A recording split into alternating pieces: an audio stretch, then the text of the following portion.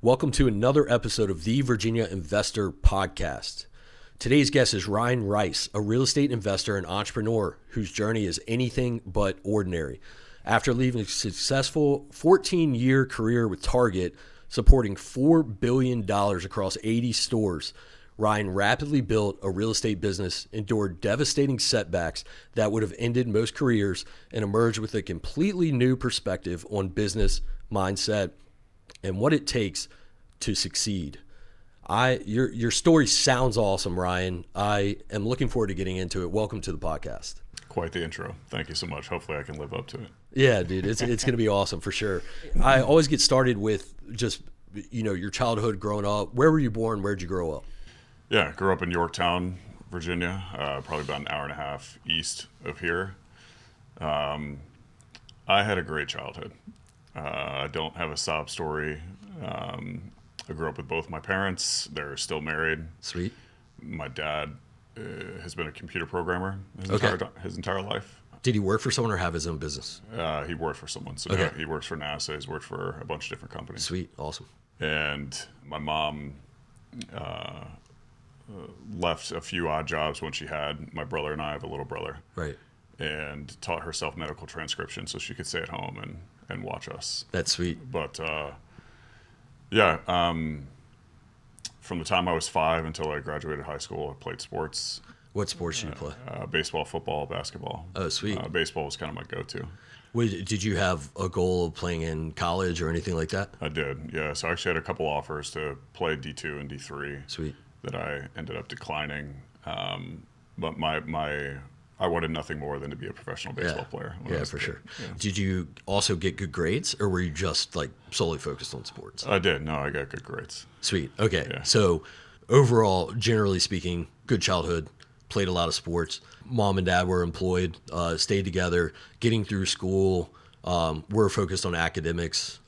Seems pretty like a straightforward, good American childhood. I had a great childhood. We ate dinner together as a family every single night. That was mandatory, which when I got to be a teenager, I found that annoying. Yeah, for sure. Every single night, Yeah. Mom would, bring over the dish of choice in the rotation. So what did you think about money growing up? Like obviously maybe elementary school, middle school, you're not really thinking about it, but like high school, did you start to think about finances, wealth, investment? Did you have any desire to be rich, or was it just like, man, I'm focused on sports? not at all. Very just focused on sports. The only thing I remember about money growing up was the phrase "money doesn't grow on trees." Yeah.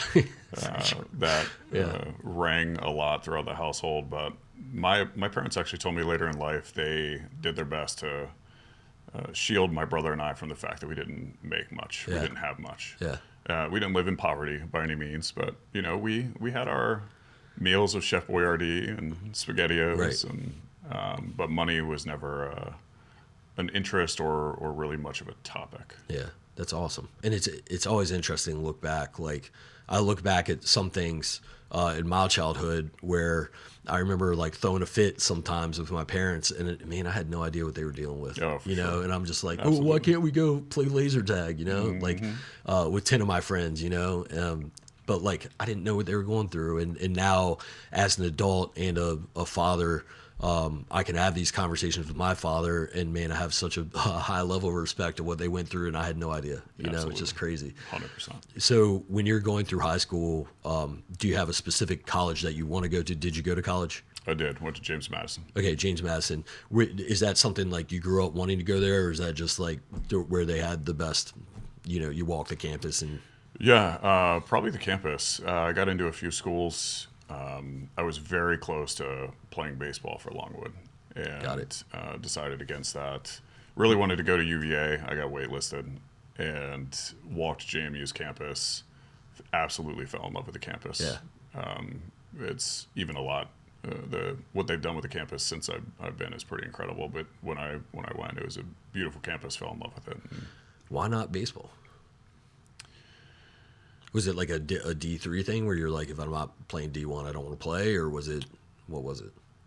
I made the decision that I wasn't going to go pro, And because of that, I wanted to focus on my education. That's what I figured. That's what I meant by like the D. There's nothing wrong with D3, but like some people will decide like, okay, if I'm D3 or at this level, which again, I know a lot of D3 athletes, it's something that go pro. You decide, is it academics or career focused versus am I gonna actually go, like what are my chances to go pro and actually make a living of this? Absolutely correct. Yeah. So that's good that you're able to decide coming out of high school, or at least make that choice to focus on academics coming out of high school. Did you do well at JMU?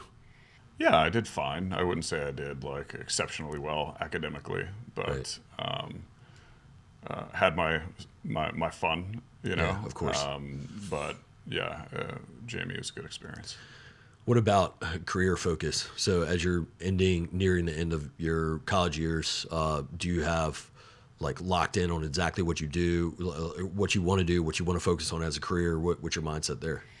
No, I think the moment, you know, ironically, that entrepreneurship kind of first surfaced, the summers of my sophomore and my junior year, I ran an exterior painting business. Okay. And it was part of this internship. And this was kind of the first moment where, you know, maybe growth or entrepreneurship started to rear its head. But each summer I knocked on doors. That's how I got my business. Yeah, sold that's jobs, awesome. hired painters, produced through to completion. And that was an experience that taught me a significant amount about myself. And I remember pretty vividly because we wanted to make sure that our business was going to be ready by the summer. And so the weeks leading up to summer, we're still in school. These are the last weeks of school. And my friends are like, oh, we got this party. We're doing this. We got block parties. Yeah. And my territory where I was running this business was 2 hours away. And so I'd spend 2 hours in the car. I'd go get doors slammed in my face for 6 hours. Yeah. And then I would come back and hear about all the parties. Of course. And then I didn't know what I wanted to do. I had a few job offers, and ironically I ended up transitioning to be a W-2 employee for 14 years. So yeah, that's wild. So what was when you're making money through your own business, was it just to pay bills just because you knew you needed money, or was there any other motive or drive behind that? Through my own business? Do you mean when I ran the exterior painting business? Yeah, when you were doing that, was it just like, yeah, I need money for gas, I need money, you know, for these other things? Yeah, it was a little bit that. I really enjoyed that internship because for a college student, I made like significant money. Yeah. But it really, I think I made like, you know, $8,000 over a summer, so 10 grand over a summer. Crushing it. But when you're a college kid, yeah, you know, it's huge. It's like, oh, that's awesome. Yeah, that's sweet. Okay, cool. So how did you end up with the opportunity at Target? I assume that's what you're talking about with the W-2 job, right? Yeah, I had a few offers after going through a career fair. That's the offer that I like the best, and what was the beginning position that you started with? Like an assistant manager to a store manager. Got it. Okay. Yeah, so it was in stores. Cool. Yeah. I could be completely wrong about this, but didn't the current like Target CEO start as like I saw some like news something recently where like he started like 30 positions lower than where he is, and just over the years, and now he's CEO of the company. Yeah. So Michael Fidelki, he. I think he started as an intern or something like that. Yeah. Yeah, and has been with the company ever since. It's funny, you look at his LinkedIn or his resume. Yeah, and it's just yeah. I think that's what it was. I probably saw it on LinkedIn, and it was like, check out the Target CEO like journey through Target, and it was insane. He's an impressive guy. Yeah, and it speaks a lot about him, obviously, but also about the company, like being able to provide those sorts of opportunities to people who enter. And it sounds like you were on an awesome trajectory as well. Being able to start off at that level, I mean, it sounds like you had some leadership opportunity right when you started. Mm-hmm. What was that like, getting into the store and then having in some leadership capacity? It was really challenging. I came in as a hungry, 20-year-old kid, of course, and I immediately had 4 direct reports that were all like 40 plus years old, and very quickly learned what was required to earn respect from people like that. What was it? Hard work, rolling up your sleeves, proving that you're willing to work, and not just command them to do things, but learn from them. Right. Like this is what they do for, they're 40 plus. They've been in retail their whole life. Right. What can I learn from them? And hey, I'm not going to tell you to do stuff. I'll work right alongside you, and let's work together. Yeah, that's awesome. I had a similar experience, 21 years old, managing a service department of a motorcycle shop. Okay. And the techs are 20, years older than me. Sure. And they've been doing it since I was born, you know? And so, yeah, me trying to tell them to do something was not the right way to do it, right? So it was always like, ask, learn, be humble, see how we can work together. How can you support them? And that's really the lesson is like, my job as a leader is to support this team and make sure they're successful. 100%. It's not, they're not working for me. And so it was instilled in me very early on that like, that's how to win those teams over, is to be, show humility and genuinely believe that you don't know anything and you can learn from these people. Yep. And then how do you support their success? And then it went really well. Yeah. So that's awesome that you got that experience right out of college. Incredible. I'm very, very grateful for my Target experience. I learned a lot about myself, about leadership, and primarily I was an operator for 14 years, you know, so the operations has drastically helped what I currently do. What do you see, what sort of major changes do you see in Target operations over the course of 14 years? Like, did it start, because I imagine with technology, I imagine with like the way things are done, or are they just smooth and steady and consistent and just small tweaks along the way? You know, Target was very people focused. Mm-hmm. I left in 2020, so I'll speak for what I know. I don't, I don't know what things have been like since I left. But interestingly, me and everyone around me, we were store operations, right? But the amount of time that Target invested in their people was significant, and so I think seeing a company like that prioritizing, leadership training for a 25-year-old kid or right. Everyone in their organization, really, and how that translates to operations was pretty powerful. I'm interested, just selfishly, were those video courses that you watched, or was it like actual management and leadership coming to speak to groups, or both? Like, how do they handle this leadership training at such a large scale? So there's a few facets. They did a really nice job with their HR department, and they fed a lot of that stuff through their HR department. And then so each local HR department, we had direct access to someone who was always like consuming that type of training. Oh, and so cool. then Awesome. We were a byproduct. And then someone that they see growth potential in, I had the opportunity to just be a part of a lot of developmental experiences. So, there might have been a program called whatever, and I would have the opportunity to be alongside, 6 to 7 other peers who they saw a growth opportunity with. We would go to Minneapolis. We would get exposure to super high level leadership, and we're in our mid 20s, and we get to, awesome. See the head of stores or sometimes even the CEO. Yeah. And so a lot of very organized, professional development, leadership type stuff, all the way down to the stores level, which is really impressive. Right. They, at least when I was there, they had 1,800, 2,000 stores, lots of employees, and the fact that they were able to trickle that down all the way to the stores level is really impressive. That's incredible. I mean, even at peak, we grew to nearly 50 employees. And man, it's hard to reach the outskirts of the company, like the people that I don't interact with as often. It's very hard to reach them. Mm-hmm. You imagine an operation like Target. I mean, you have to have that dialed in, because culture and sort of your brand, like all that ties in together, and it's so important to have consistency across stores. What did it look like when you were managing? I mean, your position eventually grew to overseeing in some capacity, supporting the operations of 80 plus stores, which would bring in somewhere around $4 billion in revenue. What did your job look like? What were your responsibilities like? Yeah, property management, ironically. Yeah, really? Yeah, so we had like a store ops person or a property manager or an HR person. Right. And so there were all these facets, and we would support the head person that oversaw, that was in charge of all those awesome. stores. And so I support it specifically from a property management standpoint. Sweet. So they're making sure the building itself is in really good shape. Like Correct. a bit like you're not going to walk into like leaky roofs and water on the floors and like toilets that don't work and like all these. You're going to walk into consistently across the nation target buildings that are going to look good, smell good, feel good, like be healthy to walk into, everything like that. That's exactly it. Yeah.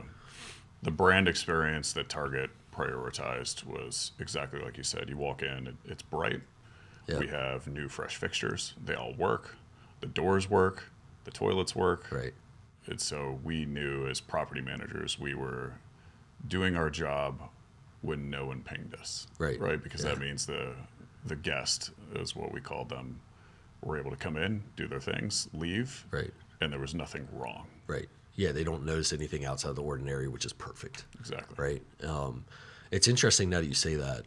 I don't know that I've ever walked in a Target and saw the building in distress, which I can't say the same about other like retail stores, right? But even the red balls, like the barriers, the concrete barriers that people will sometimes think they're actually balls, but the red barriers are always freshly painted. You know, like it always presents this brand. I haven't thought about that until now, but yeah, I'm sure someone could catch one somewhere. But yeah, I don't think you don't typically walk into Target and think, man, this building isn't upkept. So I'm sure there's a lot of money invested into that.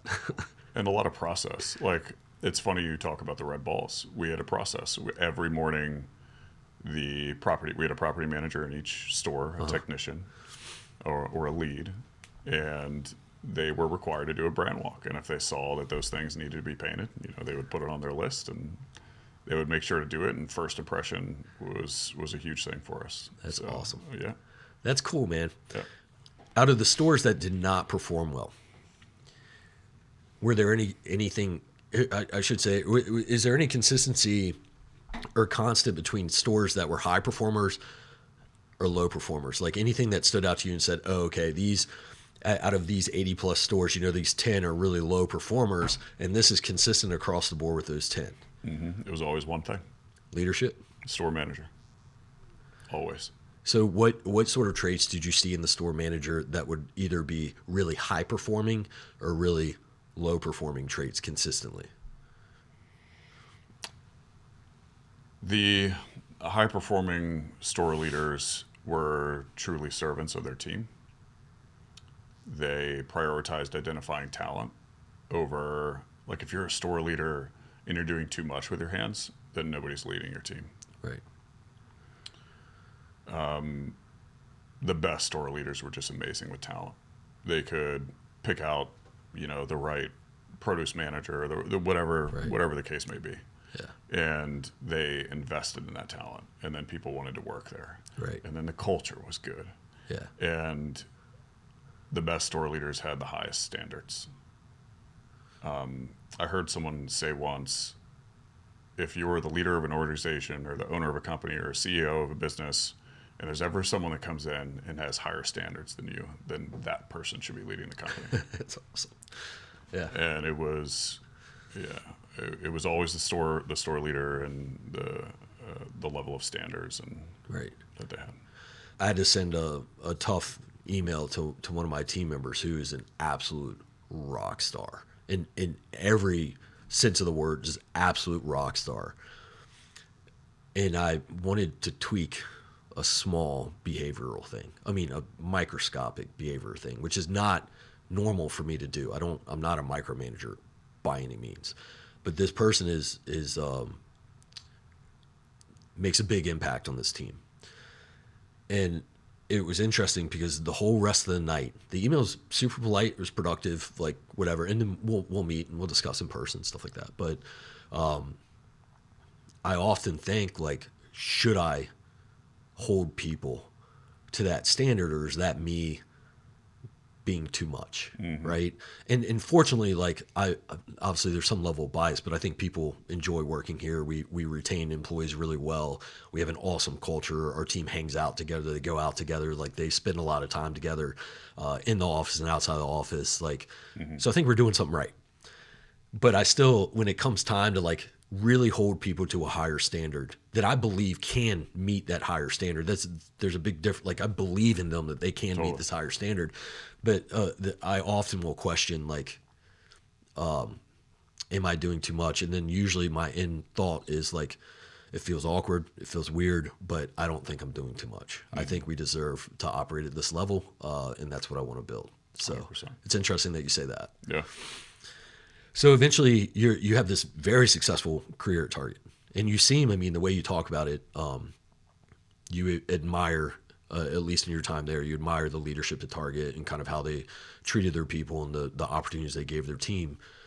You eventually walked away from Target. What was the reason? What was your thought process? What was going on in your life at that point? The moment things shifted at Target, they asked my wife and I to move up to Maryland. Where were you located? We had just been in Richmond for a year. Okay.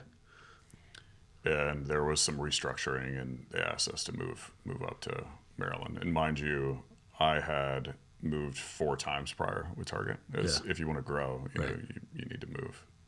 And I told them I would.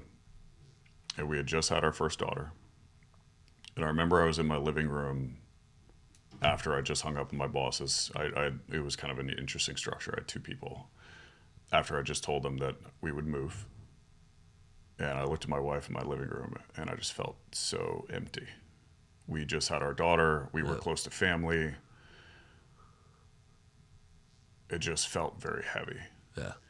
I was one of 3 people in the entire country that had an option to not move because of certain things.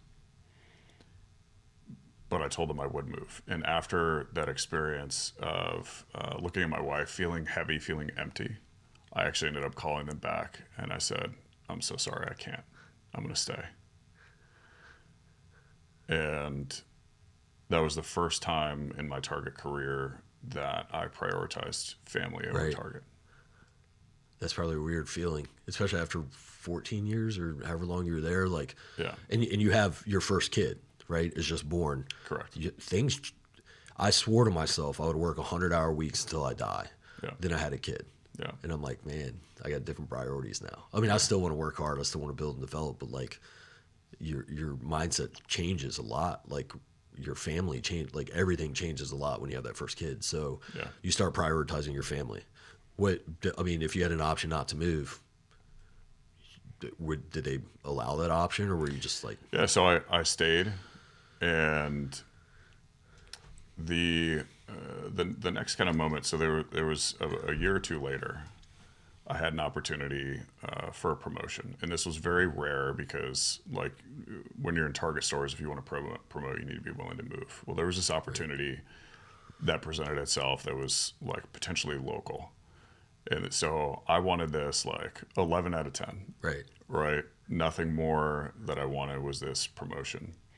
And the stakes were really high because I knew if I didn't get it, then it's likely in my career that it probably wasn't going to come up again. Right. And this is a big deal. When we were interviewing for these types of promotions at Target, like I flew to Minneapolis. I interviewed with like the 4 head people of stores. I interviewed with the head of stores. I think I might have even got to shake hands with the CEO. I mean, this was like a big deal. Yeah. And I came back, and I'm just waiting for the phone call from my boss. And I remember I was in my office, and I'm just like staring at my phone. I know it's going to come any minute. I see his name. My heart jumps through my throat. And he says, "You didn't get it." And I was crushed. Right. And for the months after, I think I told myself that the reason that I didn't get it was because I put my dad's stake in the ground and I prioritized family over Target. And that was a story that I told myself. Right. And eventually that frustration over the course of however many months led me to hire a Tony Robbins coach. Interesting. And that's when kind of things shifted. When you, I guess the Tony Robbins coach, that's less focused on like, I mean, it all is intertwined, but it's less focused on like what you want to do financially. It's more focused on like a life coach, right? Like Correct. more on how do you want to live your life and mindset and things like that. Correct. What was is that what you were trying to balance is like, man, like I have this awesome career here. Like, what do I want my life to be now that I have kids? Like what do I actually want things to look like? Is that what you were trying to figure out? I knew that I wanted something more. I didn't know what, Yeah. and I didn't know what to do about that. Yeah. And I wanted help to figure it out. So at this point, you're super corporate at this point. You did have like a little sort of an entrepreneurial itch in college. At any point during like, I guess in these months or during this corporate time, have you thought about doing anything else entrepreneurial or starting your own business or like getting off on your own? Or is it just, did it start after you started speaking with the coach? I always had this like I'd love to do something on my own, but it was never serious. Right. It never materialized. It was more, I think it would be really cool, but nothing beyond that, and nothing materialized until I hired her. When you were climbing the corporate ladder, you likely were making a fairly decent salary, like decent income at Target. With that money, did you have the mindset to invest it or start looking at real estate or were you putting it into stocks or was it sitting in a bank account? Like what was your financial like investment acumen as you're creating more income for yourself? Yeah, I'll paint the financial journey. Early in my career, I just thought it was cool to make money, and I spent stupid money on a car and clothes and that sort of thing. We built our first house in 2012. Target moved us in 2014. I kept it as a rental. And I met the guy who got me into real estate, who sold me my first Burr deal while I was at Target. And so I had a couple rentals. Sweet. But even then, my mindset was like the opposite of where it should have been from an investment and financial standpoint. I've learned, a lot about that world. So was that just a place to park money at the time, and you were like, okay, I guess this is an option, but you weren't. It didn't sound like you were super interested in it. I was interested in it. I knew that I wanted something bigger. I just didn't have like a broader vision, Right? Because I wasn't educated enough, Right. to know what that vision would look like. I was like, I should invest in real estate. I should buy a property. Right. Yeah. But without thinking like you could actually do this at scale and it could change your life. Oh, that never once occurred. Yeah. Right. Yeah. And so what is this? What are you telling this coach, and what is this coach telling you? The biggest thing I learned from this coach is fear is a mile wide and an inch deep. Mm-hmm. And she helped me put the stake in the ground of where I wanted to go. And as I looked out into the vast journey that was ahead, and it looks dark and stormy, and the water is dark, and it looks like if I start walking, it's going to swallow me whole. Right. She taught me that once I start walking, I realize that, the water only goes up to your ankles. Right. Yeah. It's like on a really foggy day, you can't see 100 feet in front of you. Mm-hmm. You start walking, you just start seeing, right? You can just continue to keep seeing as you keep walking. So you have a very strong job, and you have a newborn kid. You're in the city you want to live in. I guess this means that you're going to leave your job and do something else. Sounds pretty logical, right? I mean, it sounds terrible. I mean, it sounds very scary. Like I could understand the like, it'd be terrifying to have your first kid and to not. I mean, people say golden handcuffs, but like, you had to have been making good income. You're at a very stable company. Yeah. Like you've done very well. You probably have another promotion down the road. It might be a year or two down, but like you have another promotion. You're going to have another promotion opportunity. Mm-hmm. And I mean, your wife. What did your wife do? At the time, so she was running her at-home daycare. She runs an at-home daycare. All right. So I don't know what that income looks like, but I would imagine it's still very terrifying to leave and then have that support the family for the time being. So, Sure. yeah, not to mention like healthcare and everything else, right? But so what was your conversation with your wife when you're realizing you might step away from your career? She like full support, like I just do whatever you want. I believe in you. My wife has always been an incredible supporter. Um, well, I didn't know that was going to happen. Yeah.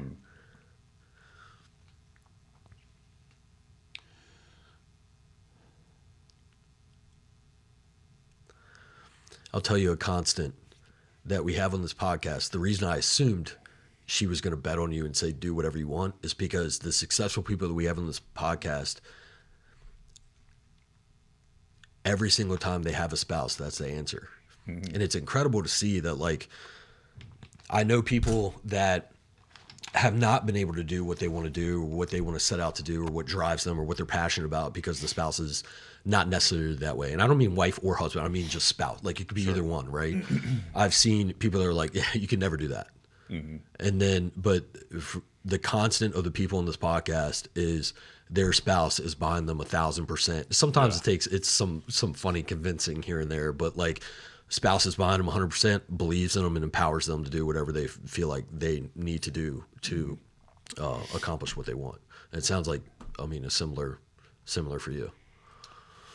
There was a point, whether it was before I left Target or even after, when, but my wife was always, what can I help with? Right. I will be. I don't care what it is that we have to do. I will be right by you regardless of what happens. I work a lot. Never once have I heard my wife like nag me about working. Oh, hey, how can I support? What can I do? Right. Never once. It's like not even a side comment. Right. I'm blessed. Yeah. My wife and I met in a fitness environment and it's very team oriented. And sort of like the idea of like, hey, if we're a pair and we have to do 100 push-ups to win this race, if you do 90 and I can do 10, like I'm going to do whatever I can to support you, like, and we're going to get to 100 and we're going to win, right? And fortunately, like we met when I was getting after it pretty hard in different aspects of life, and she understood that I was going to be very driven to do things, and that might not mean like hanging out and watching a ton of Netflix and whatever, that I was going to be very focused and driven doing things, and she's also very focused and driven doing her thing. But the underlying foundation of our relationship is we're a team. Like to the truest sense is we're a team and we're going to support each other. We have different roles to play. They're both equally important, but like, man, we're a team. And she steps up where I fail and I step up where she fails and we just support each other. But like, if I have a tough week or a tough year, man, she's there. She's got my back. And that's then awesome. It's the same with her. Like she's going through some stuff. Like I'll drop everything here. I don't care. I'll drop everything here and make sure she's supported how she needs to be. I think people undervalue how important the spouse decision is. Yeah. It's the most important decision that anyone will make in their life. Right. Yeah. No, I mean, I agree. And I hold that at a high regard. I don't know if, I agree. And I would say we talk about consistency across like stores and success. Like that is truly one thing that I've seen with guests on this podcast. It's consistency of like their spousal support and helping them accomplish what they've accomplished or accomplishing it with their wife, because it's essentially like I couldn't do half the things I did without her, 100%. So you're having this conversation with her and she obviously there's going to be some like probably some questions, make sure we got our ducks in a row, but she's all in on you doing what you need to do to be happy. Mm-hmm. So 100%. Do you call your boss and say you step away or what? Like what is your game plan in stepping away to replace his income? So I hired the Tony Robbins coach in 2018, and we immediately started building a plan for me to leave. Sweet, awesome. And after I hired her, my heart just wasn't at Target anymore. Right. And Target noticed that, I think, before I even wanted to admit it. Right. And because of that, a door opened, and it happened a lot faster than I expected. And it was terrifying. Uh-huh. And honestly, I'm grateful, because I don't know that I would have walked through, Right. or I would have had the guts to walk through that door myself. Right. So I left in 2020 and committed to doing real estate in January 21, and said I'm going to do this for 12 months regardless of the outcome. And Do you know what you want to do in real estate? Was it buy, hold, wholesale, flip? Like, what was your intention? I thought I was just going to buy a bunch of rentals and build the income on the side. Yeah. Build the passive income. Right. But no, I didn't have like a great strategy, or I was just like, oh, I'm gonna buy a bunch of rentals. So I started cold calling, started joining a bunch of masterminds. Yeah. To try to learn. Paid masterminds or like local? Paid masterminds. Yeah. Okay. So I was going to ask, who were your influences? Like, what were, not specifically like names, unless you want to name them, but like generally speaking, what sort of influences or network did you have to help you through this real estate journey? Because some people will like be wildly successful just figuring it out on their own, and they're like, I didn't even know there were people I could talk to. And then some people are like, look, I got this person in place and that person in place and this person, and we through that I was able to have these resources and then build that way. I think the primary influence in my real estate success is the guy who got me into real estate. Awesome. And you met him through Target, right? Through Target. Yeah. Yep. He was dating someone at the time who I worked with. Yeah. And I had a very close relationship with her, and, she introduced me. And then I paid a significant amount of money for education. Right. I was a part of a lot of different mastermind education type groups. Was it worth the investment for the most part? Incredibly worth it. Awesome. Good. It's just, if you can talk to someone who's done what you want to do and fast track your learning, Yep. why would you not do that? Right. And people are way more accessible than you think these days. Like, you can get in touch with a lot of people these days fairly easily. And so if you see someone who's where you want to be in a few years, like, reach out to them, talk to them. And if you have to pay to spend time with them, like, or get inside of some group or network, like, as long as you're going to take action after that and get a return on that, like, that's probably the most important part. That's what I tell everyone. Whether you join the best mastermind or the worst mastermind, you could still join the worst mastermind and be incredibly successful, because the only thing that matters is that you take an incredible amount of action. Right. So you took action. And this is, again, like, in 2020 is when all this change happens. And then you kind of dedicate yourself, you said, I guess, early 2021 to real estate. So you're starting to call direct to seller. You're starting to make moves. What is it in the Richmond market? Mm-hmm. Okay. Walk us through kind of your journey of like getting started in real estate, maybe up to like your first deal. What did that look like?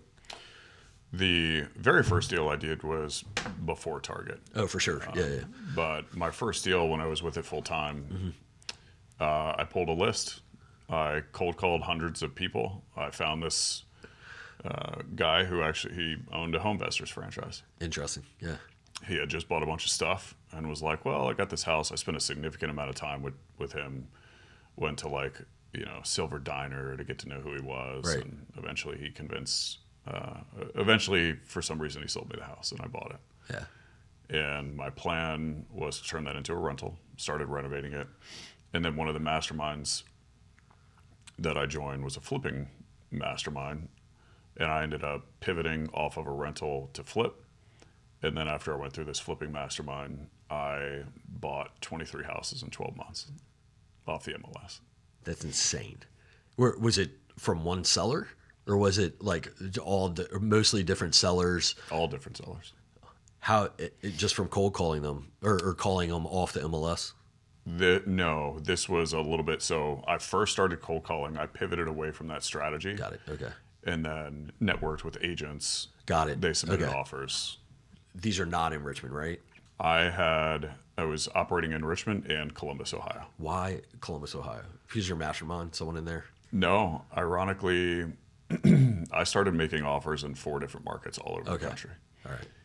And a very good friend of mine lives in Columbus, and I would talk to him about like hey, I'm doing real estate. Right. He's like, dude, he doesn't even know anything about real estate. He's like, dude, the real estate here is great. The market here is great. You should totally. I was like, okay. And so I reached out to an agent, and we started offering on houses, and we started putting stuff under contract, and I started buying stuff, and I had a bigger operation in Columbus than I did Richmond, just That's crazy. organically. Yeah.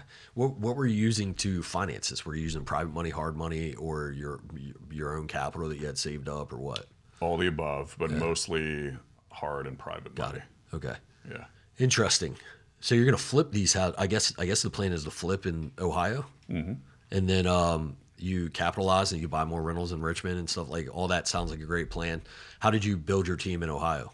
Well, after I bought 23 houses in 12 months, many of which were in Ohio, I had like 20 plus at the same time. I wouldn't say there was an organic strategy to build a team. I was like, I need someone. So I went and found a project manager.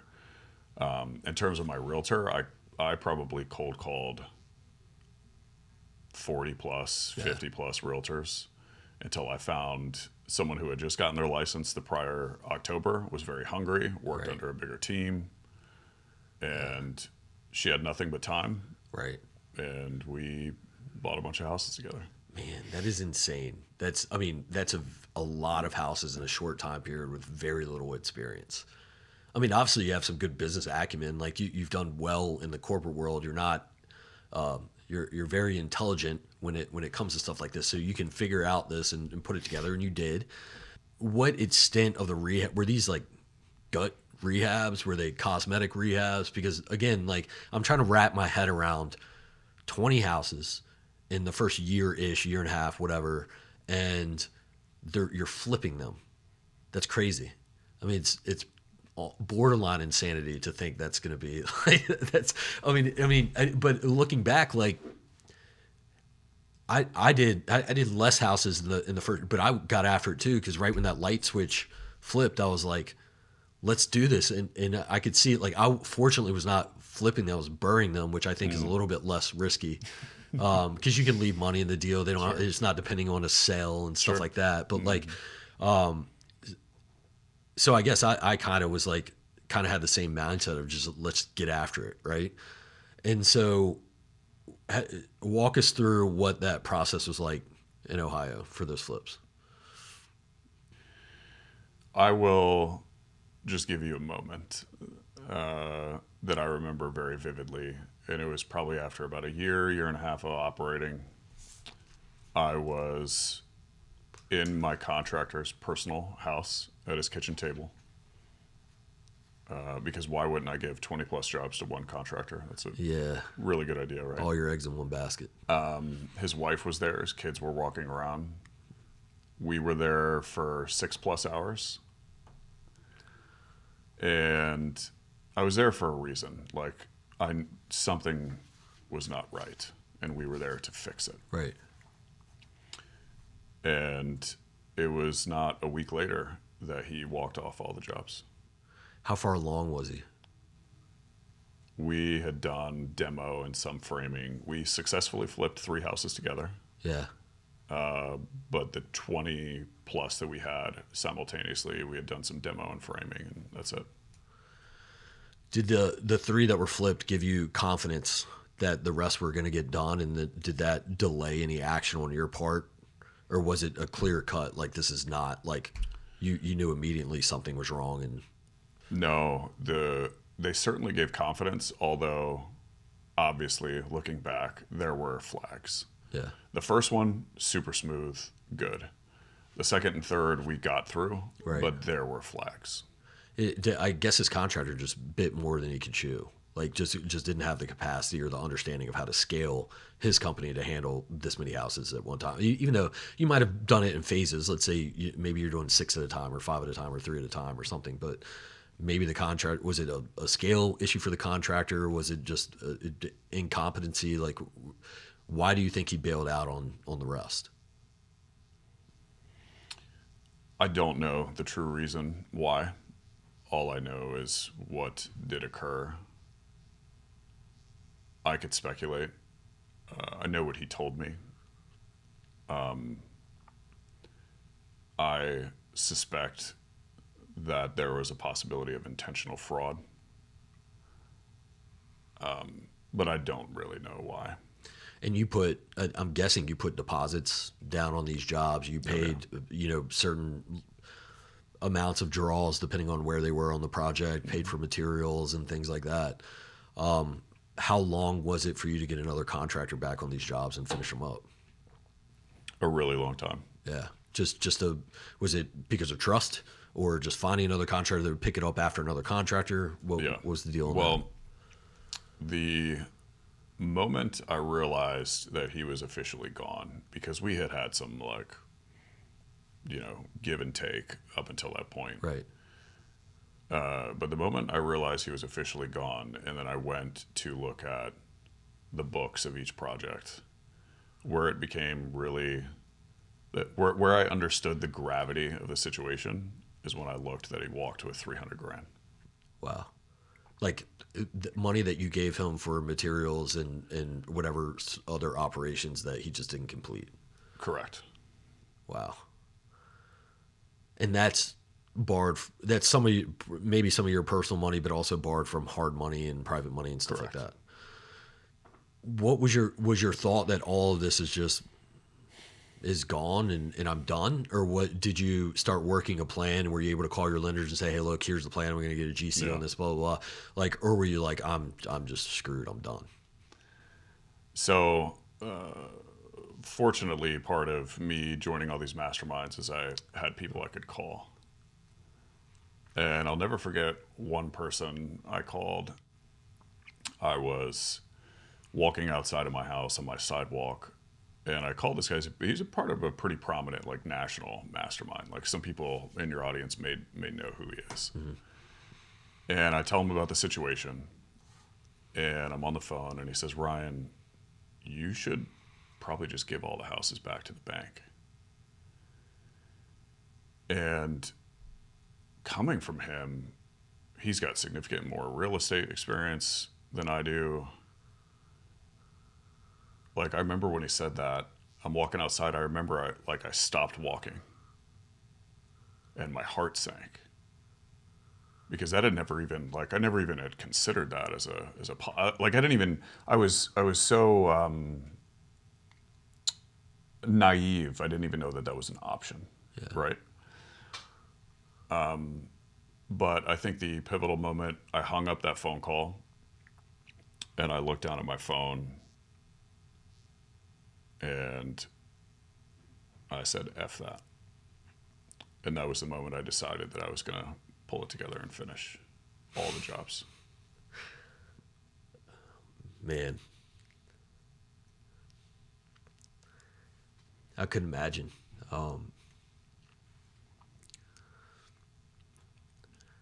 That's a powerful thought to have. It's interesting. It brings me back to a time where something similar happened, not to that extent, but like where you just have to make a decision, and you have a bunch of options, but like what decision do you make, and that defines who you are or what your success is going to be. What in the world did you do? Just take one step at a time? Like now, like you obviously know how to build a process and work through that process, but was that, I mean, that oversimplifies it, but was that the process is contact your lenders, let them know what's up, get a new GC in place, discuss timelines and quotes and estimates, and then just kind of figure it all out from there? Yeah, so I ended up hiring 5 new crews that finished the 20 jobs. I worked a lot. There were lots of sleepless, eyes wide open at 2 a.m. Yep. Wondering if everything I just built for 14 years at Target was going to go to zero. Not knowing if I was going to have to move back in with my parents in my 30s. You have a kid. I have 2 kids. Yeah, 2 kids at this point, a wife. A wife. It was absolutely terrifying.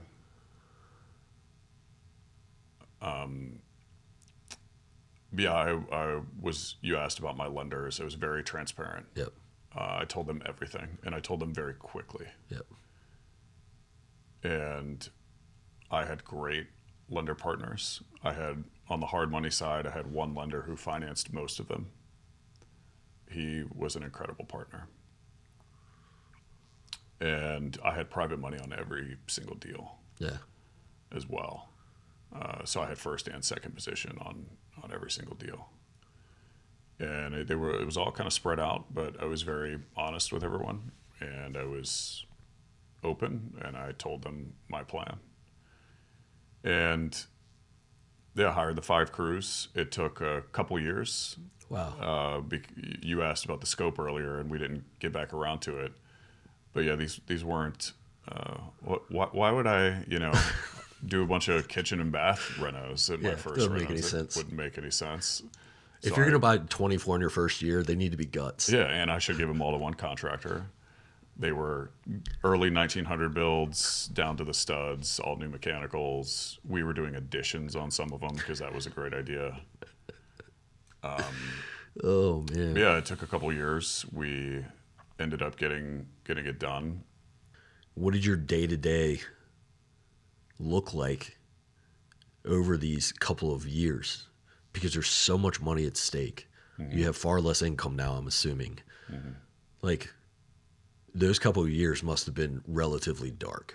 I mean, they must have been some hard years to get through to close this up. Versus you could have just given them back to the bank. And someone who's prominent in real estate and reputable enough for you to call them and stuff tells you this, which is not a terrible option. It's just it sort of feels like giving up, right? But it is an option, and it could satisfy some things that you owe. But you instead chose to go through a couple of years of heartache to get this done and to finish this up.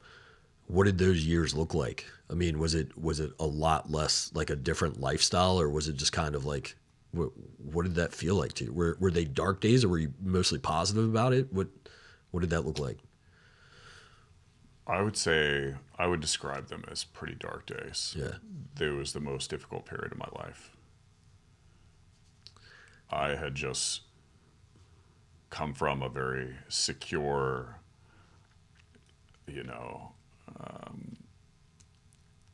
certain every day at Target, I knew what was going to happen the next day. Yeah. And I just entered a period where I had the most uncertainty I've ever had in my life. And it was a very difficult period. Yeah, we certainly changed our lifestyle. We had to. Yeah. You didn't have to move in with your parents? We did not have to Good. move in with my parents. Good. Yeah. Chef Boyardee dinners. We made a game out of how little money that we could spend each month. We Yeah. made a game out of it. Gamifying it, if you actually did that, gamifying did. it is a great way actually to help solve those problems. Like, and it just mindset wise, it's a wonderful way to do it. Yeah. There is a period of my life where I could afford to have a bag of steamed vegetables in a 1 minute or the 90-second rice or whatever it is a day. And I was like, man, if I'm going to do all the hard, I had goals, but I didn't have any money. Right. And I was like, if I want to do all the hard things I want to do in life that I'm training for, eating a meal a day is not hard. Right. And so I would gamify it and be like, how hard can I freaking work today on one meal? And I'd be like, yeah, this is freaking awesome. Like, can I do, 4 workouts and still feel good because I'm going to freaking do it? Oh, I did 4. All right. Can I sleep 4 hours or 3 hours? Like, but I would play a game with myself and be like, this is how I'm going to get through it. Is like, dude, this is, don't feel sorry for yourself. Don't do this. Like find a different way, a different perspective to look at this thing. And then you could go down the rabbit hole of like, yeah, some people don't get a meal a day, right? And they're still out working whatever jobs they have and stuff like that. So I'm blessed, I'm fortunate, right? And so, but gamifying is an interesting way to look at it, especially when you're going through something like this. You eventually finish the jobs You eventually were able to pay off the lenders, right? It was. And make people whole, whoever you owed. Was it just through completing those jobs, or was it like, did that mostly wrap up your obligations, or did it linger after that? Yeah, I remember the moment I finished the last It job was probably felt so and good. we sold I'm it. sure. And I was sitting in my office, and I had this scary anticipation leading up to that moment of how much money did I actually lose on these jobs. And so I organized my P&L, and the last one posts, and I go and I'm like looking at the total, and the little QuickBooks thing is like spinning, and I'm like, my heart's beating, and it finally appears, and I see the properties that I took an L on. I see the total, and it says $960,000. Holy cow. When you saw that number, were you more sad of losing the money or more proud that you were able to pay it off? I remember feeling like I was on the top of Mount Everest, looking back at the journey that I had just been on, not because of an accomplishment, because obviously, like, that's not an accomplishment to be proud of.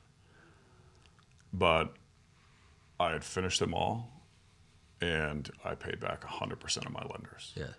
And that, for me, was what felt like the journey. Yeah.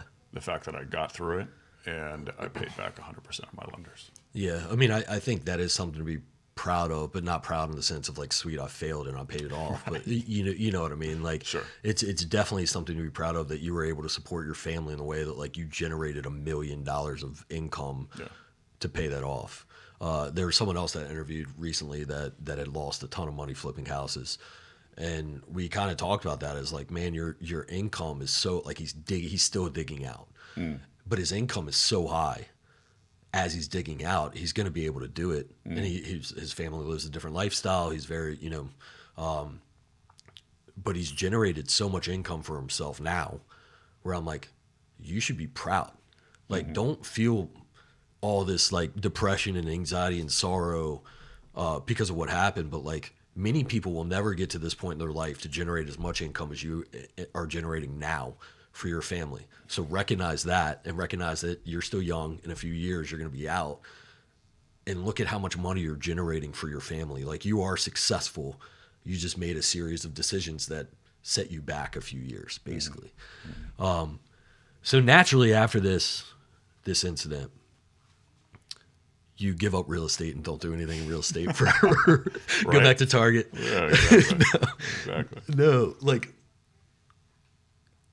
you continue to fight. I mean, you learn some freaking lessons. You should be a pro at real estate at this point, right? You flip 20 something houses. Like, you've learned valuable lessons. What's your thought on real estate at this? I mean, obviously you had a couple years to continue to think about whether you wanted to do real estate as you're digging out. What is your thought process now that you're clear, or as you're becoming clear and seeing the light at the end of the tunnel? Well, I had learned so much about real estate that it would be foolish to not continue to do it, because now I knew exactly It's a great point. Yeah. what not to do. Right. And so it's like, okay, I could go into this new venue where I then have to learn all new difficult lessons and probably get crushed Make again. more mistakes. Make more mistakes. Yeah. I had already made all of the mistakes that can be made, and felt fairly certain that I knew what to do going forward. That's awesome. So, yeah, you'd work out the kinks, to say the least. You'd work out some kinks. And by all means, like, to find those deals and to be able to network and do all the cold calling and to buy that many houses that quick. Like, you have something special. You just need to make a couple different decisions to make that number look a positive, a positive few million versus, negative. So, so you begin wholesaling. Are you intentionally wholesaling so you don't have to deal with rehabs or the risk of flips, or is that just what you find works for you? It's funny. I wholesaled my first deal by accident, kind of. And it was in 2022 after I bought all those houses. Right. And I wholesaled it to someone that your audience would know, a big investor here locally. And I made a very nominal fee but I was like, oh, I can not Didn't do anything. do a bunch of construction, and I can, like, even though it was such a small amount of money, Right. I was like, huh. So I didn't do it because I was like, oh, when I got into real estate, I actually told myself, I was like, I will never become a wholesaler. Yeah. I will never. I had it had this thing. Like perception. I had this perception of what it was, and I was like, I'm not really interested in doing that. Right. And what occurred after that experience, I learned, everything I needed to know about real estate. I then started to become a student of business. And I told you this off camera. I like real estate. I love business. What caused that shift? Because there are a lot of real estate investors that don't understand business. Yeah. Per se, and I mean that respectfully. They could still buy a bunch of houses and be or be successful. Yeah. But understanding business is like a superpower. And I'm still trying to figure out each day. I'm not saying I completely understand it, but like that mindset shift of like, how do we run this as a business? Which again, like a lot of guests on the podcast are like, we're creating systems and processes, and we're like that's the start of like getting in that mode. But there's just this different thing when you start to treat it as a business versus like a deal or a transaction or something like that. 100%. How did that register? Because it seemed like it was sort of like a mindset shift where you're like, wait, this is not just transactional. This is a business I could have that I could scale, I could grow, etc. I think I was forced into it because had I not become a student of business, I don't think I would have got through the situation. Yeah. I was forced to learn how to produce income quickly. Yeah. And people conflate making money with something negative. And making money is just the output of business, right? It's a measurement stick of how good you are at business. Right. Every business has a mission, but if you don't make a profit, your mission's dead. Right. And so you have to become, I had to become comfortable first, not just making a profit, but like yearning and having a strategy to make a profit. Right. And I think in the beginning, maybe I was uncomfortable with that.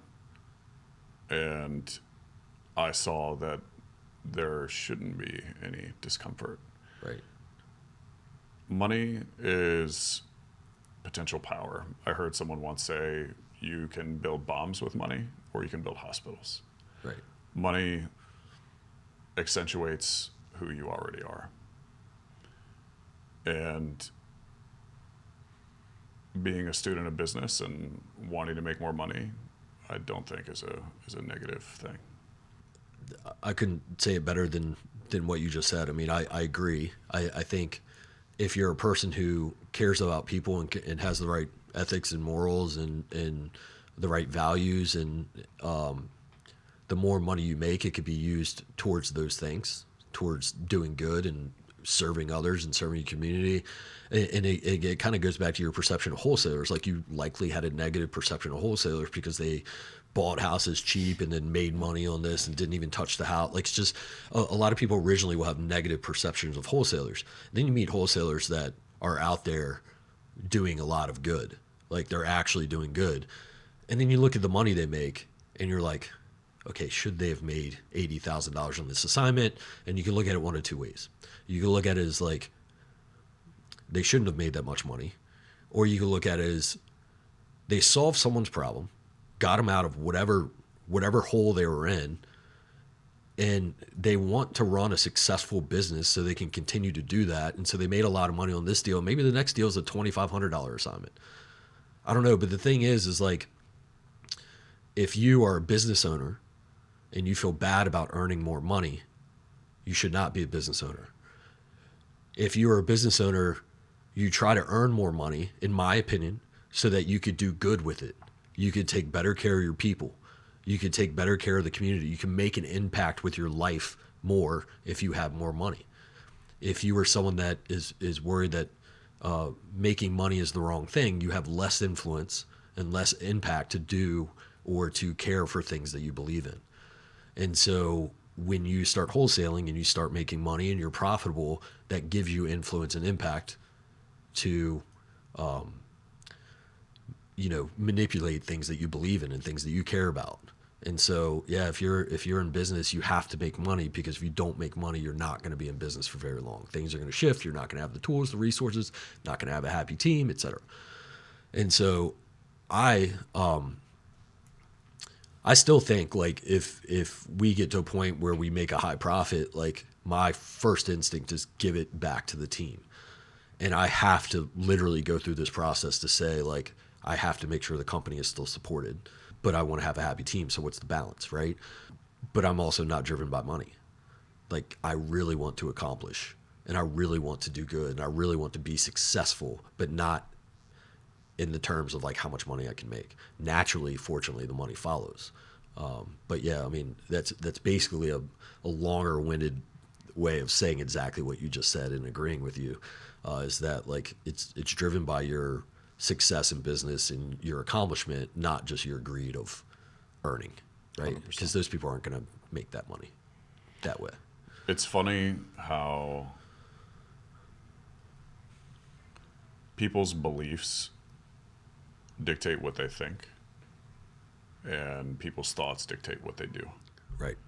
And people's beliefs around money will impact how they think, and then that will impact what they do. Right. And so anytime I'm trying to check myself on something, I'll always come back to, well, what is it that I believe? And is there something that needs to change there? Right. It's good to be aware. Yeah. Like, and I think Jocko Willing talks about this better than I ever could, but detachment has a lot to do with being aware. So, like, if you're in your own little bubble and you see things your way always, like, you need to challenge your own beliefs. You need to be able to step outside of your head and ask yourself, like, is this real? Am I rationalizing things? Am I making excuses? Do other people feel the same way about what I feel? Right. Do other people think the same about me that I think about me? Like, you have this level of detachment that also allows you to make good decisions and kind of keep things in check as well. So you're treating this like a business. You begin wholesaling. And from what it seems like, you became, I mean, just like on the buying side before the GC incident, like, you became successful pretty quickly on the wholesaling. Did that ramp up pretty quick? I wouldn't say pretty quick. I think it took, a good couple years to recover from the event. But Right. Unfortunately, last year we did 60 deals. This year, Awesome. We should do anywhere between 85 and 100 deals. Are you holding any? Not right now. Yeah. What have you done to scale? Like, do you have a team now? Have you had to hire people, either remote or in person, to help you? Like, what is it, different leadership style, or were you able to transition your leadership style, learn and target to this so that you're successful? Because scaling to 80 something deals a year is not easy. Like, there's many people that run into leadership speed bumps or team speed bumps or hiring or trust or whatever. Sure. How were you able to kind of get past that? I'm definitely grateful. I think a lot of leadership and operational skills transferred from Target. But yeah, I have a small team now, salespeople, and then someone that helps me with the back end, essentially.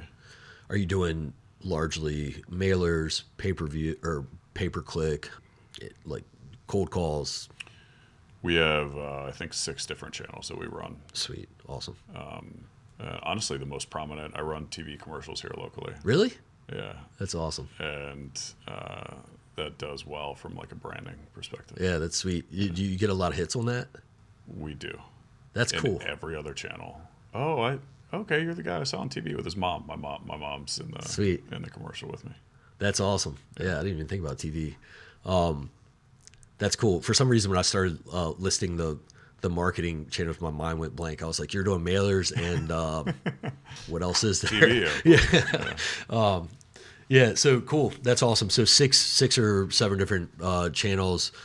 Pretty big investment in doing stuff like that for marketing. Like Oh, yeah. I think a lot of people underestimate that Yeah. the price of marketing and the need for consistency. Oh, yeah. Like because everyone's like, oh, I'm just gonna go find my own deals. I tried that, and I said this on another podcast, another episode, but I tried it. I was like, whatever, man. I have enough resources, tools. Like we have some capital coming in, so I can market a little bit, or just hire someone to do it for me. And in the first week, found a house, beautiful house. Like I just looked at it, made an offer accepted, wholesaled it. But called an investor that I knew that you probably know this investor too. I was like, hey, this is X amount. It's $20,000 more than I had it under contract for. That's great. And he was just like, cool, awesome, I'll take it. He signed it like that day, and I was like, this is the This is easiest thing in the amazing. world. And then I spent all $20,000 on the next like 6 months of marketing and didn't get one deal. Sounds I was about like, let me stop. Like I just don't want to do this. Like I had a lot of other priorities, and I was like, Sure. this shouldn't be my priority. And the week I stopped, I got another deal from just a relationship that I had, and I was like, I should go back to that. Like the referrals are great. Like I like the referrals for deals. So, Sure. but it's not as easy. I say all that to say is it's not as easy. Like you have to spend a good deal of money on marketing, and then be very consistent with your marketing. If you're not going to market, then you need to be probably at all of the events, which is time and very, very time consuming. And but be at all of the real estate events, and then be marketing at those events, basically telling people what you need and seeing what deals they have and stuff like that.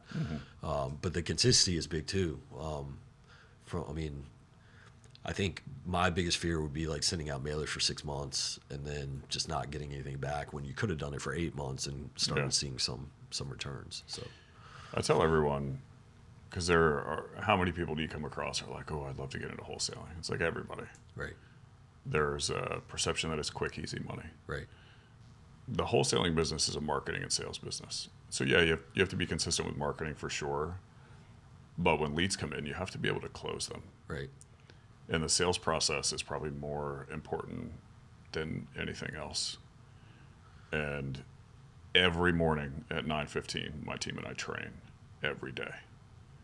We like having a dialed sales process that's repeatable right, and predictable, and not like, oh, this conversation will oh, cool, we got it under contract. It's like, no, you say this at this time, and then you say this at this time, and then you say this at this time, and then this occurs, this occurs, this occurs, and then here's the conversation you have when you offer. Here's the agreement review. Like having a dialed sales process is super important. yeah. How did you learn sales? Because you weren't, I guess, in my opinion, everything in life is sales. Like every conversation is sales. But how did you specifically learn sales? Did you hire someone, or were you just naturally like, hey, ask questions, learn information, figure out how to solve the problem? My first and probably most impactful sales experience was knocking on doors. That's right. Yeah, I forgot about that. Yeah. That's a clear winner right there. Yeah, so being told no, 200 times, Yeah. and then convincing a homeowner who's lived in their house for 20 years to give a 20-year-old kid, 10 grand to paint their house, took a lot of no's and, Right. learning. I love the skill of influence. It's something I've studied. I love reading about it. So I think I had some experience, but I've also been like a student of the skill. I think it's probably one of the more important skills that someone can have. Right. So now that you're growing and have grown a reputable wholesaling business, are you mostly wholesaling in this market, or are you in different areas? All in this market. My marketing is regional. So like Okay. last year we flipped a house in Blacksburg. Got it. Okay. And yeah, I don't only wholesale. I buy a lot as well, but it's mostly Central Virginia. Got it. Yeah. If Okay. we have leads that see us from, other areas, we'll still do it, but most of it's Central Virginia. Yeah. I dropped out of Columbus. What is your? I mean, again, you said like you're targeting, you're going to hit somewhere around 85 deals this year. What is your focus for the wholesaling company, the wholesaling business over the next couple of years, or you and your family or whatever ventures? Like, what do you want to get into over the next couple of years? What do you want that to look like? I'm focused on building the cash machine now, and I think that's going to turn into investing that cash into assets that compound. And honestly, my biggest focus is I know with what it is that I want to do that I have to become someone capable of accomplishing that. And what I mean by that is in order to accomplish what I want to accomplish, I think about it like this: the most talented people in Central Virginia that have massive visions. Somehow I have to become the person who their vision can fit inside mine. And so my number one goal is to continue to learn, continue to be a student of business, and become someone who just absolutely exceptional talent, their vision can fit inside mine. What does it look like when that happens? Like, does that mean that you are now, because you're talking about people that have scaled very large or have large portfolios and stuff, if their vision fits inside of yours, what does that look like? I think I learned the hard way when I first got into flipping that I don't set these like ego-driven numerical goals. Right. I believe entrepreneurship is the single greatest personal development venue that exists. And I think what that looks like in the future is if I can help other entrepreneurs become capable of people they didn't know they were capable of becoming, that would fulfill something pretty cool for me. Yeah, we're on the same page there. I mean, it'd be incredible to help other people see what you've learned over the years and then be able to benefit from that. Because I feel like you're not really taught this in school. No, for sure. And a lot of people, my dad, for example, he was 70 years old before he saw how money worked. And that he was upset when he found out, because he basically was like, for 50 years or however long his career was, he felt like he was almost robbed of that opportunity of creating something that he could have created. And so the more we can help people understand that literally anyone who is willing to take action and learn and be humble and stuff like that can have some of these opportunities. It may look different for them, whether it's owning a business, baking cookies, like anything outside of real estate or in real estate or whatever. It's all the same it's all very similar when you look at business. When you have that business mindset on. But it very easily could be through real estate. I mean, there's easy to borrow money for it and leverage things and stuff like that. But there's other ways to do that in business as well. And if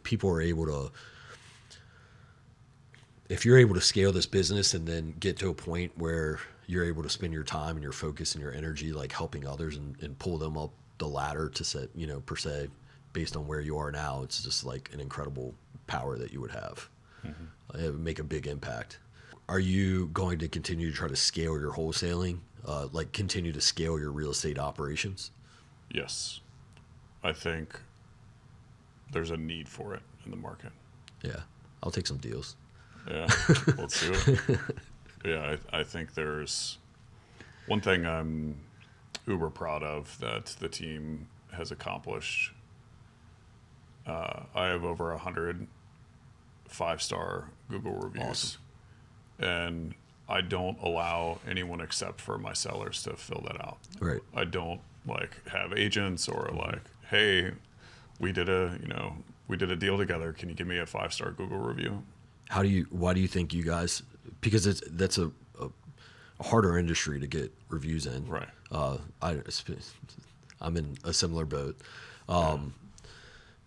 Why do you think your team gets those 5 stars so consistently? I think there's two methodologies to operate a business like wholesaling. I don't ever put a deal in contract not knowing that I won't close. Right. If I put a deal in contract, I will close unless there's something catastrophic that I don't know about, right? Like a $20,000 septic repair, Right. like stuff like that. And I think most operate putting something in contract thinking, I think I could find a buyer for this one. Right. Right. I hope. So that's one part. And I think the second part is I focus significantly on fulfillment. The second we have the deal under contract, my number one priority is making sure that the seller's experience is exceptional. Yeah. How do you provide that exceptional? It's just communicate, like keep them in the loop, let them know what's happening, give them confidence that the deal is going smoothly, let them know what the next steps are. Like, is that all part of the process that helps that confidence? Lots of communication. They have a clear touch point. They know what's going to happen when. They understand when they're getting their money. Right. They understand who's at their house. Lots of communication. And I think I find myself genuinely caring about like their story, and I get a lot of intrinsic value out of helping. A lot of situations and people that we help we're helping people in transition, right? And part of the perception that I had when I first got into real estate was that wholesalers don't care about the seller. They care about like, oh, how much of a fee can I make? And I don't even know if I can close this thing, but let me put it under contract, see if I can make 10 grand. And ever since the beginning, I refuse to operate that way. Yeah. Yeah, and I'm sure there are folks that, I mean, there's bad apples in every industry, right? But you could do it the right way, right? And that leads to more success, right? The bad apples generally and hopefully get weeded out sooner than later. I think part of it also is like, if you understand sales, you get the right information, you create the deal where everyone wins, right? And so if you truly understand how that seller is going to win, you can communicate all day long, but if the deal sucks and in the end it's not really what they wanted, they're not going to be happy. And so if you're getting a lot of 5-star reviews from the sellers, that also means that you're creating the right deals for them, which is interesting. So you're not only creating the right deals, but then having the right communication and follow up and setting the right expectations and everything like that, which is great. Also, I would assume it means you have an awesome buyer pool, like wholesalers like you. Again, this is an assumption. We haven't talked about this, but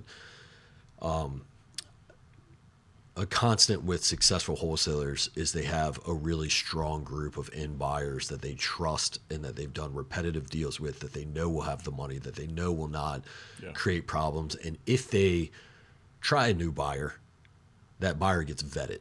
Essentially, like this buyer has to have a good reputation. They have to have, you have to know that you want to welcome that buyer into your network. 100%. Do you operate the same way? Oh, yeah. Yeah. I do most of my deals with a very small handful of people. That's what I figured.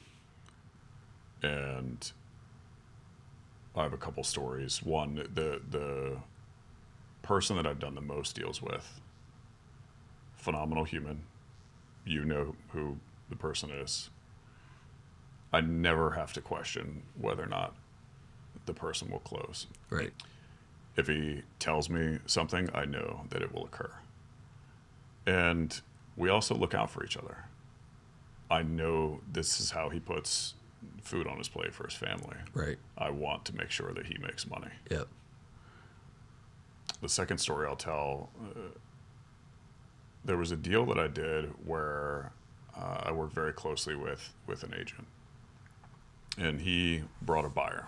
It was a piece of land.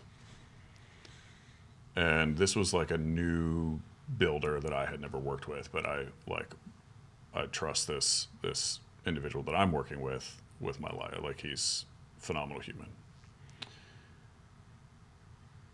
2 days before we're supposed to close, he says, "Hey, look, the builder's not going to close."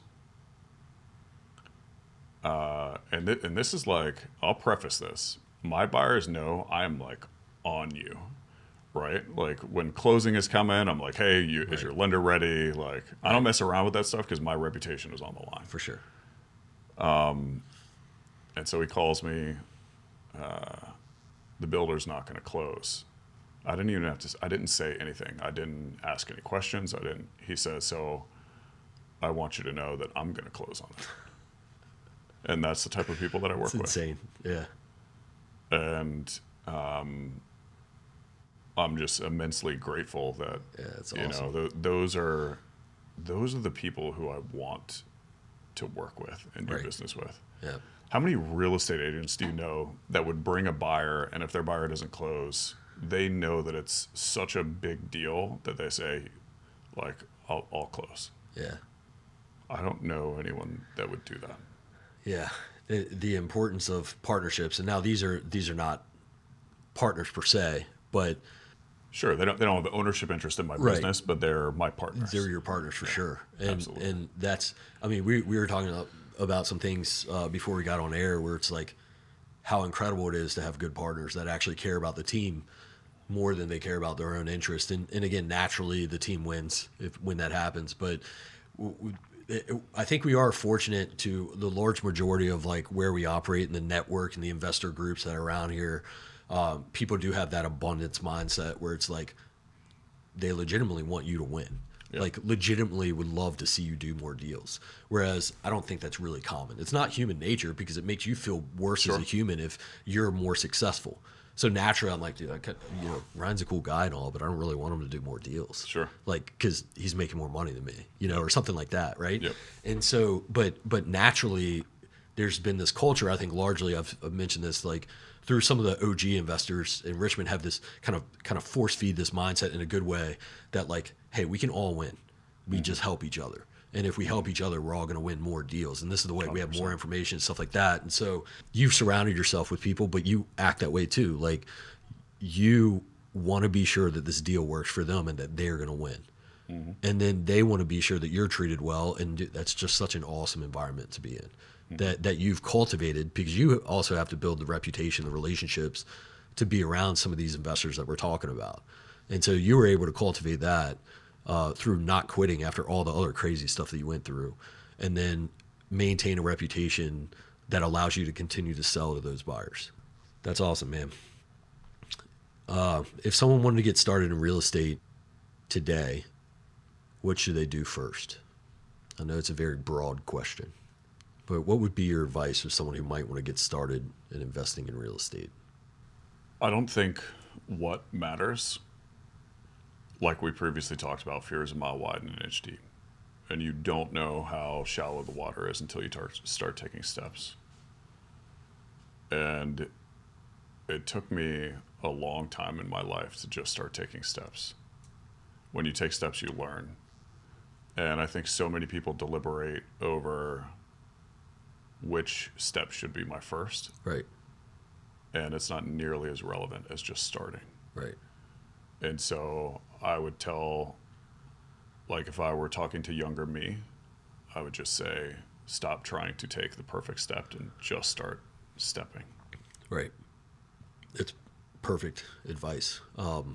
I typically will use an analogy. If you're sitting in your truck and you start your GPS and you're parked, your GPS will spin because it doesn't know what way you're facing, right? It hasn't calibrated, it hasn't oriented itself. If you just move a few feet, you'll know exactly where you need to head. Yeah. And you'll know if it's a few feet in the wrong direction, it'll recalibrate you. That's good. But you gotta just move a few feet. And it's similar to what you're saying. Like if you just stand still and wonder and worry, like it's just, your GPS is just gonna spin.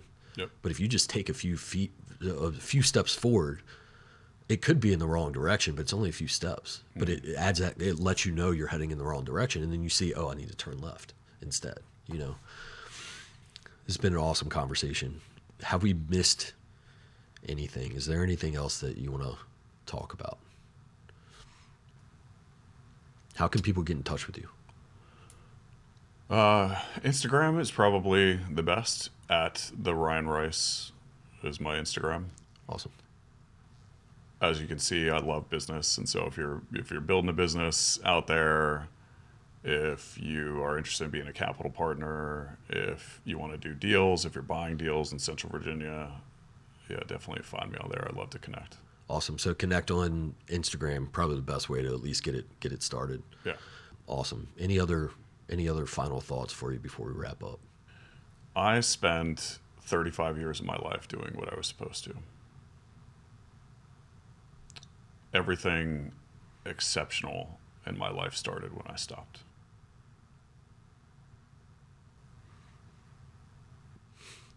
It's powerful to think about, man. It's awesome hearing your story, and I appreciate you coming on to share it. There's so many lessons, and just the mindset that you have is just freaking incredible. It's awesome. It's awesome talking to you. It's awesome to learn your journey. I know I'll be excited to kind of follow your success over the next few years. And I appreciate you being a resource for others who are interested in business and real estate investing as well. Thank you so much for coming on the podcast and sharing your journey, man. I appreciate it. This has been awesome. Thank you so much for having me, man. Yeah, it's been really cool.